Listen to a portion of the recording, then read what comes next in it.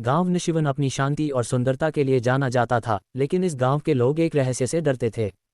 कहते थे कि हर अमावस्या की रात एक सफ़ेद साड़ी में लिपटी महिला गांव के बाहर वाले पुराने पीपल के पेड़ के पास दिखाई देती थी। लोग उसे रात की रानी कहते थे। किसी को नहीं पता था कि वो कौन है, लेकिन सबने उसके बारे में अजीब अजीब बातें सुनी थीं। कुछ कहते थे वो किसी की आत्मा है, तो कुछ कहते थे कि वो खजाने की रखवाली करने वाली चुड़ैल है। गांव वालों ने डर के मारे उस तरफ जाना बंद कर दिया था। एक दिन गांव का निडर लड़का अर्जुन, जिसने कभी इन बातों पर भरोसा नहीं किया था, उसने ठान लिया कि वो इस रहस्य से पर्दा उठाएगा। उसके दोस्त विक्रम ने उसे रोका। पगला गया है रात की क्या अर्जुन? जो भी उस रात की रानी के पास गया कभी लौटकर नहीं आया। पर अर्जुन की जिद थी।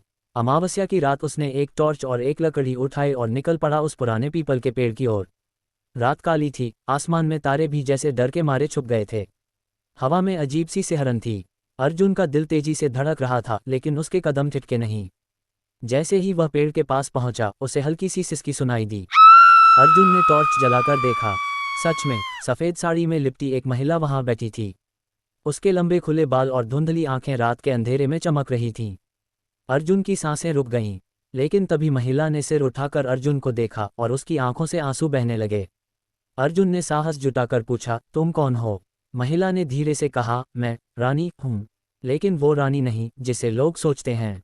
अर्जुन ने चौंक कर पूछा, तो फिर तुम यहाँ क्यों आती हो? रानी ने कहा, सालों पहले मेरा परिवार इस गांव में रहता था, लेकिन एक दिन गांव वालों ने मुझ पर चोरी का झूठा इल्जाम लगाया और मुझे यहाँ इस पेड़ के पास बांध दिया।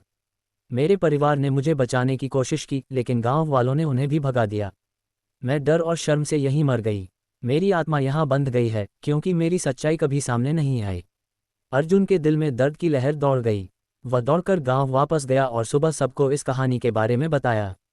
पहले तो गांव वाले हंसे, लेकिन अर्जुन ने उन्हें रानी के पुराने घर और सबूत दिखाए। धीरे धीरे गांव वालों को अपनी गलती का एहसास हुआ। गांव वालों ने रानी के लिए पूजा की, माफ़ी मांगी और उस पीपल के पेड़ के पास एक छोटा सा मंदिर बनवाया। अगली अमावस्या की रात अर्जुन फिर वहां गया, लेकिन इस बार रानी की आत्मा वहां नहीं थी। उसका चेहरा शांति से भरा हुआ था। उस दिन के बाद गांव में कभी रात की रानी नहीं देखी गई।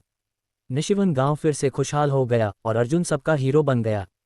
लेकिन पीपल के पेड़ के पास बने मंदिर में हर कोई एक मोमबत्ती जलाकर रानी की आत्मा को याद करता था।